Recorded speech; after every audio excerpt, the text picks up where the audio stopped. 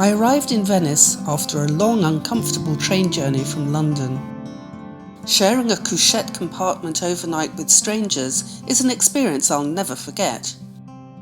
But it was worth it for the view of the Grand Canal that greeted me as I left the station. My plan was to stay in Venice for 6 months, which somehow turned into 16 years.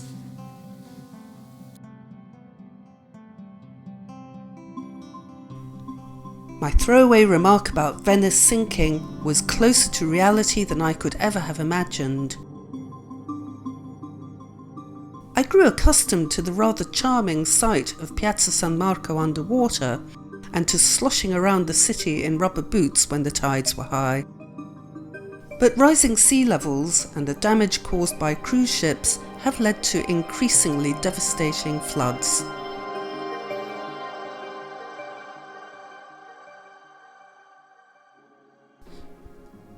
Soon after my arrival in Venice, romance blossomed when I met a handsome Greek architecture student at my Italian language class. Never mind Prosecco, Parmesan and Vivaldi, he and his friends were avid party people, and I was quickly introduced to ouzo, baklava and Greek pop music, all savoured through a dense fog of tobacco smoke.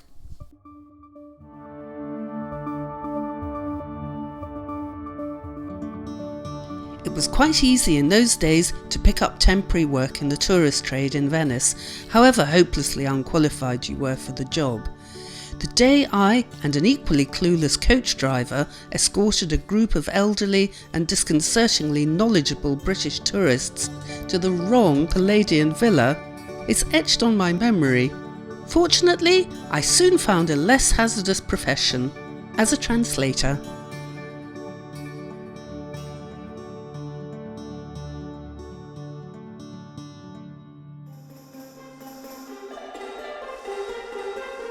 The carnival was relaunched during my first year in Venice. Initially, it was a chance for the locals to dress up and let their hair down, though soon it lost its authenticity, becoming yet another tourist money spinner. That year, I wore a Hawaiian outfit. Most Venetians favoured more traditional attire, like the Commedia dell'arte costumes illustrated here. Harlequin, Columbine, the vain and calculating Signora, and of course, the plague doctor.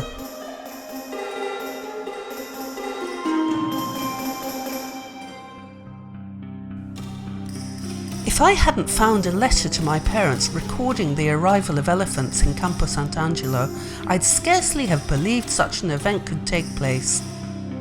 It's certainly true that Carnival was a time when anything could and did happen, a dream time when you could be anyone you wanted until the mask came off.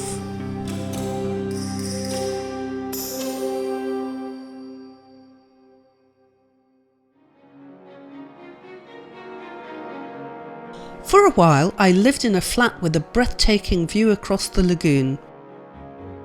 I would fling open my shutters in the morning to find a massive ocean liner parked outside, its passengers waving enthusiastically at my tousled figure. Of course, besides causing me some embarrassment at the time, the daily invasion of cruise ships has proved a disaster for the Venetian ecosystem.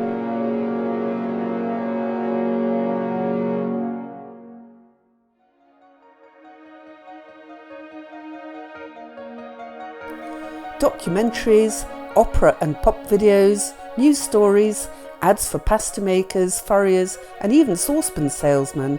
It was all in a day's work at Audio Video, where I was a production assistant and general dog's body. The pay was terrible, but it was a lot of fun.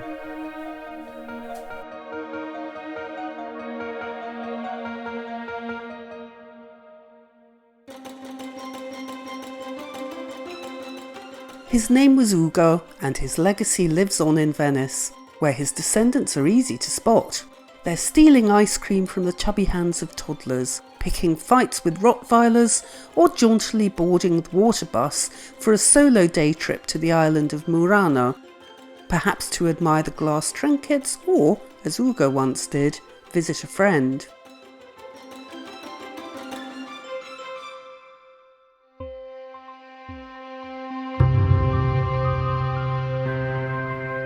Here Ugo gazes wistfully out of the picture.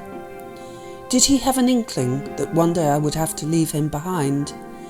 He certainly had an independent streak, sometimes disappearing for days on end, but always finding his way home.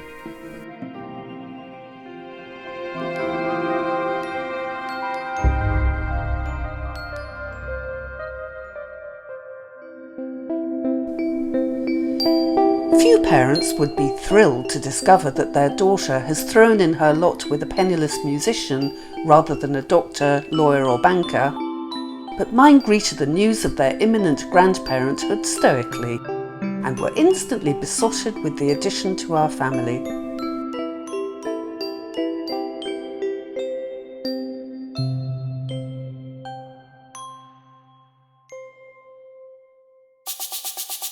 Copacabana Beach was on our doorstep. The sun was always shining, and I developed a lifelong love of bossa nova.